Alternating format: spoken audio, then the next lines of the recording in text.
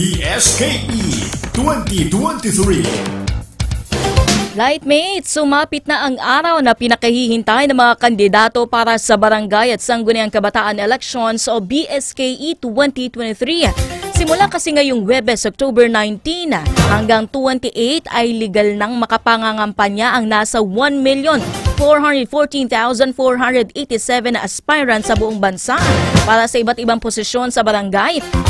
Base sa datos ng Commission on Elections, kinabibilangan nito ng 96,962 na candidates for Barangay Chairman, 731,682 para sa Barangay Kagawad, 92,774 candidates para sa SK at 493,069 naman para sa SK Kagawad.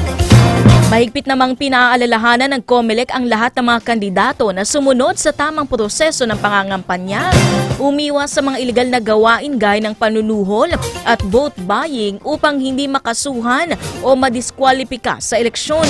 Naka-alerto naman ang buong kapulisan ng bansa para tiyakin ang peace and order situation sa kani-kanilang areas of responsibility.